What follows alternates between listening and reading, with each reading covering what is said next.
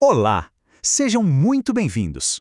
O corpo, seja humano ou animal, tem uma capacidade simplesmente incrível de se regenerar, né? Quando um osso quebra, é como se um manual biológico super complexo fosse ativado para fazer o reparo. Mas e se esse manual tiver uma falha? É exatamente isso que a gente vai explorar hoje. O mundo fascinante e às vezes bem frustrante das falhas na consolidação óssea. A gente tende a pensar que sim, né? Bota um gesso, faz repouso e pronto, resolvido.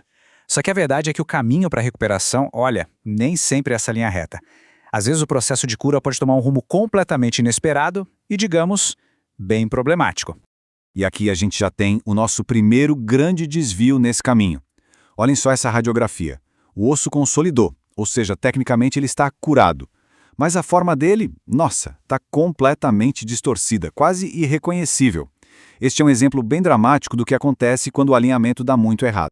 Esse problema tem nome, que se chama má união. É a primeira grande categoria de complicações que a gente vai analisar. É aquele cenário em que o osso até se junta, mas na posição errada. Em outras palavras, a consolidação acontece, o osso fica duro de novo, mas o resultado final não é o anatomicamente correto. Isso pode acontecer, por exemplo, por uma redução ruim da fratura lá no começo, ou se os pedaços do osso se mexerem durante a cicatrização. Então, o ponto crucial é esse: o osso fica firme, só que torto. E agora, o que é bem interessante aqui é como a gente consegue classificar esses erros. Não é só falar que está torto. Existem termos específicos, como valgo e varo, que descrevem desvios para fora ou para dentro. Tem o translacional, o torsional, que é quando o osso gira sobre o próprio eixo. Cada nome desses descreve com uma precisão cirúrgica a geometria do problema. Essa analogia da ponte é simplesmente perfeita. Uma má união pode até resultar num osso forte, mas, igualzinho uma ponte torta, a capacidade dele de funcionar direito, de suportar peso, de permitir o movimento, tudo isso fica seriamente prejudicado. A estrutura está lá, mas a função, essa sim, está comprometida. E esse caso aqui ilustra as consequências reais de uma forma muito clara. A gente vê uma fratura na pelve que consolidou todo errado. O resultado? O canal pélvico ficou bem mais estreito, causando um problema funcional grave e crônico para o animal, a obstipação. Isso mostra como um desalinhamento ósseo pode afetar até outras funções do corpo. Bom, mas um osso torto ainda é um osso unido. E se o processo de cura não apenas der errado, mas simplesmente parar? Aí a gente entra no nosso segundo grande desvio, a não união. Aqui a obra da cicatrização para no meio do caminho. Mas antes de falar da parada completa, a gente precisa entender o passo anterior. A união retardada é basicamente uma cicatrização lenta. O processo está acontecendo, tem sinais de progresso ali, mas tudo em câmera lenta. Ainda existe a esperança de que, com o tempo, chegue lá. Já a não união, essa é diferente. Aqui, o processo não está mais lento. Ele parou de vez. O corpo essencialmente desistiu de tentar fechar aquela fratura. Sem uma intervenção médica, aquele osso simplesmente não vai se consolidar. Fim de papo. Esse quadro resume a diferença de uma forma muito clara. De um lado, um processo lento, mas que ainda está ativo. Do outro, um processo que parou completamente, estagnou. E essa distinção, ela é crucial, porque é ela que define se o tratamento vai ser de espera e suporte ou se uma nova cirurgia vai ser necessária. Mas a história não termina aí. Mesmo quando o corpo para de curar, ele pode parar de duas maneiras bem diferentes. Existem dois tipos principais de não união, e a diferença fundamental entre eles é, acredite, biológica.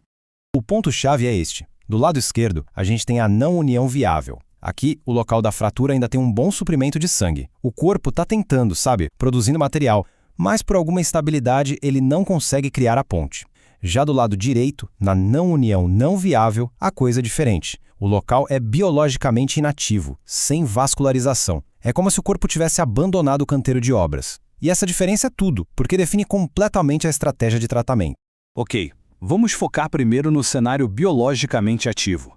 Nas não uniões viáveis, a biologia ainda está trabalhando. O problema não é a falta de esforço do corpo, e sim uma instabilidade mecânica que impede que a consolidação de fato aconteça. Dentro das não uniões viáveis, ainda existem subclassificações que se baseiam na quantidade de calo ósseo que foi formado. A mais famosa e visualmente impressionante de todas é a hipertrófica, que tem o apelido de pata de elefante. E aqui está ela. Essa imagem é fantástica. Dá uma olhada na quantidade massiva de calo ósseo que o corpo produziu nas pontas da fratura. É uma tentativa exagerada, desesperada, de estabilizar a área, mas que falha em criar a tal da ponte. E aí, olhando bem, dá para entender perfeitamente o nome pata de elefante, né? Vamos agora para o outro lado da moeda, as não uniões não viáveis, também chamadas de atróficas. Aqui o problema é fundamental, não chega sangue na região. E sem sangue, não tem trabalhadores, não tem material para a obra. A cura é simplesmente impossível. Como dá para ver nas imagens, o resultado é um cenário biologicamente morto. As pontas do osso podem se afinar até ser reabsorvidas pelo corpo, criando um vão que nunca vai ser preenchido. Não há nenhuma tentativa de formação de calo por aqui. E para deixar um cenário que já é complexo ainda mais desafiador, esses problemas de consolidação raramente vêm sozinhos. Eles podem abrir a porta para outras complicações bem graves. E a infecção é, talvez, uma das piores delas. Uma das piores mesmo é a osteomielite, que é uma infecção no próprio osso. Ela pode ser introduzida se a fratura for exposta, por exemplo, ou até durante a cirurgia para corrigir a fratura. A infecção cria um ambiente totalmente hostil que impede a consolidação. Essa radiografia mostra um sinal clássico disso. A reação óssea ao redor da placa de metal é toda irregular, agressiva, bem diferente daquele calo lisinho e organizado que a gente espera ver. É o osso reagindo a um inimigo, um forte indicativo de que tem uma infecção ativa bem ali. E para fechar, temos o sequestro ósseo. Pense nele como uma lasca de osso que morreu por falta de suprimento de sangue. Esse fragmento vira um corpo estranho.